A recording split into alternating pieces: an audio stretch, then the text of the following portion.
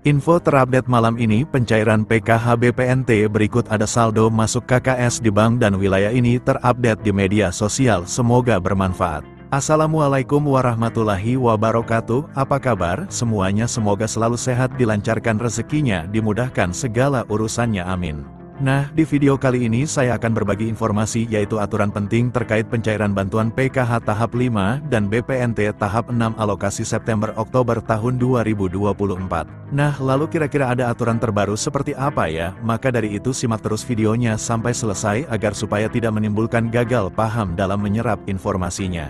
Namun sebelum itu jangan lupa dukungannya untuk channel ini, TV-ku ini dengan cara subscribe dan like jika dirasa bermanfaat dan agar tidak ketinggalan informasi terbaru selanjutnya. Bagi yang subscribe semoga selalu sehat, dilancarkan rezekinya, dimudahkan segala urusannya, dan menjadi orang sukses di masa depan, amin. Nah oke, langsung saja berikut ini terkait peraturan terbaru pencairan bantuan PKH tahap 5 tahun 2024. Nah, perlu diketahui bahwasanya pencairan bantuan PKH di tahun 2024 itu masih sama ya, pencairannya melalui kartu KKS dan nominalnya pun bisa berbeda-beda ya, tergantung komponen yang dimiliki. Nah, selain itu juga sudah ada peraturan yang sudah ditetapkan dalam hal pencairan PKH di tahun 2024. Jadi untuk bantuan PKH itu adalah bantuan bersyarat. Jadi harus memiliki komponen PKH seperti anak balita, kemudian anak sekolah SD, anak sekolah SMP, anak sekolah SMA. Kemudian penyandang disabilitas berat dan juga komponen PKH lansia, serta komponen ibu hamil.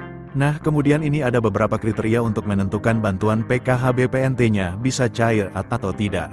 Nah, jadi yang pertama peraturannya itu para KPM harus terdaftar di dalam di DTKS, jadi mulai dari anak balita SD, ibu hamil, kemudian anak SMP, anak SMA, penyandang disabilitas dan lansia tersebut harus masuk di dalam di DTKS dan aktif sebagai penerima bantuan PKH. Kemudian yang kedua, di dalam keluarga maksimal, hanya 4 komponen saja yang bisa masuk ke dalam bantuan PKH.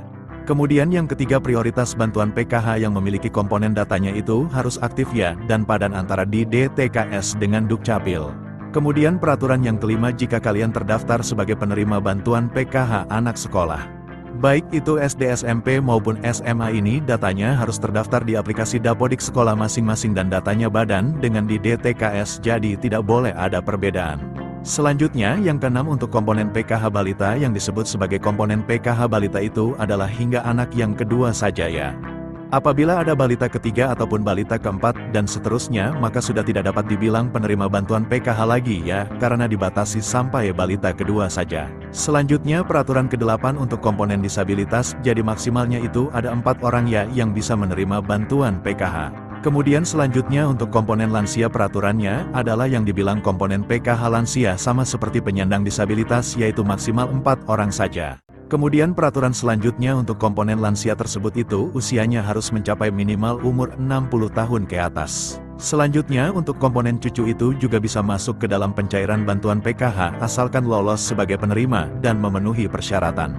Kemudian peraturan selanjutnya untuk komponen ibu hamil, jadi yang dianggap atau dibilang komponen PKH ibu hamil adalah hanya sampai kehamilan yang kedua saja ya, jadi apabila memilih yang ketiga kalinya atau keempat kalinya itu sudah tidak bisa dapat bantuan PKH. Kemudian juga memiliki anak yang normal, yang bersekolah di jenjang SD, sedangkan untuk yang nominal penyandang disabilitas dan anak sekolah SD itu nominalnya berbeda-beda, lebih besar penyandang disabilitas SD.